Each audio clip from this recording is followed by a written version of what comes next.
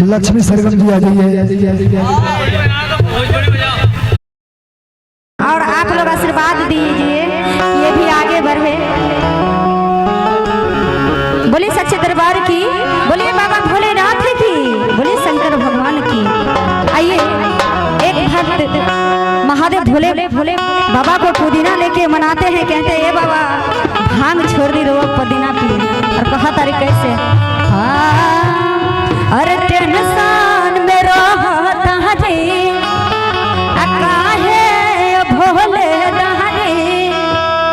भगगा जे छोड़ दी साफा है लही कान के कहल महनी अता जता जलहाइल बानी अखिया खोली देखल हेरा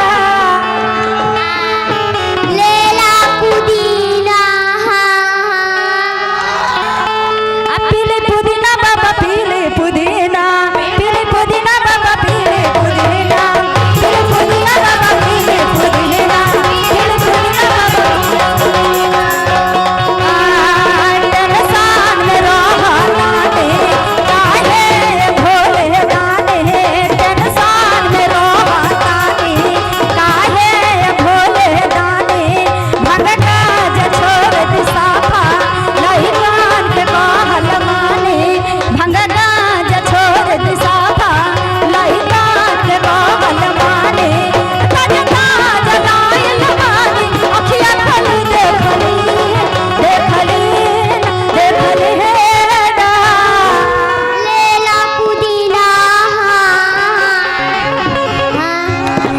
गाइए नच के हाजरी नच के अब पीले पुदीना बाबा पीले पुदीना पीले पुदीना बाबा पीले पुदीना पीले पुदीना बाबा पीले पुदीना पीले पुदीना बाबा पीले पुदीना। और भंगिया ठाकुरबा छोरी बदले न भेष जी भंगिया ठाकुरबा छोरी बदले न भेष जी एक बेर कहलाई बोली बाबा एक बेर भेष बोली बाबा एक बेर भेष जी एक बेर कहलाई बोली पुदीना बाबा पीले पुदीना पीले पुदीना बाबा पीले पुदीना कहा करे बाबा भोलेनाथ के भक्त का जनता ने बाबा रहुआ भंगिया के बिना काम न चलेला एक दिन माय राम तने का ख्याल करे भगत के अपना चढ़ल बाटे सावन के महीना माय राम कहा करे झूठे के भीड़ बार कइले हो सब के बार झरैले हो तोहर बिगड़ल काम बन जाए छन भर में कहां बाबा के सहार में चला दे घर में बाबा के सहार में चला दे घर में बाबा के सहार में चला दे घर में बाबा के सहार में चला दे घर में बाबा के सहार में।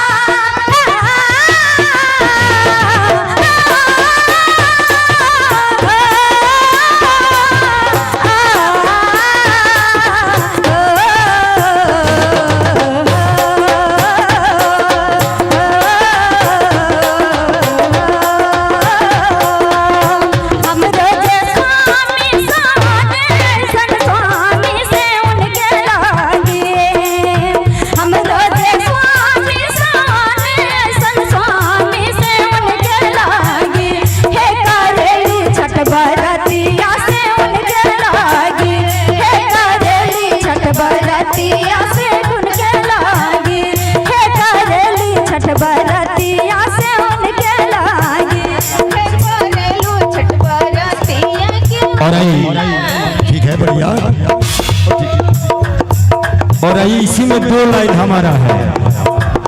गौर कीजिएगा। हो छोटी रे मोटी, गौर कीजिएगा, छोटी रे मोटी गोविंद बिटी वकीला में लामी के, छोटी रे मोटी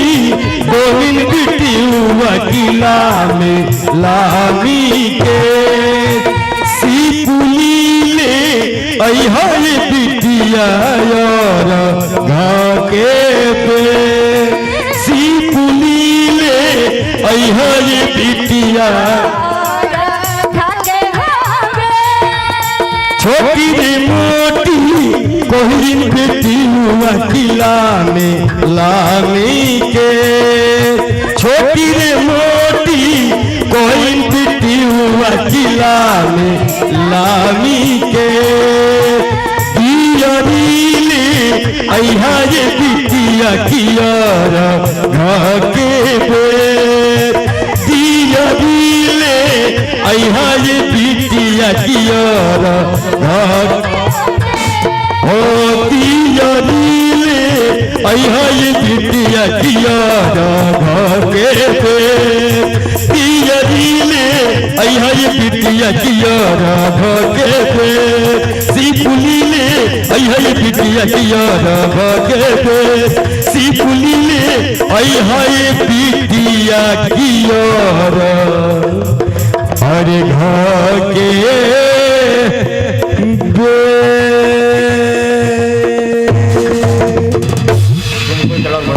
जय हो जय हो जय। आप लोग से एक सूचना, लक्ष्मी सरगम फेसबुक आईडी पर सर्च मारिएगा, यूट्यूब चैनल पर मिथिला म्यूजिक कंपनी, जो भी भजन गाना स्टेज शो जो भी जागरण आएगा आप लोग को मिल जाएगा। और फेसबुक पर रिक्वेस्ट जरूर भेजिएगा लक्ष्मी सरगम नाम से, उस पर सारा लाइव दिखाएगा, ठीक है।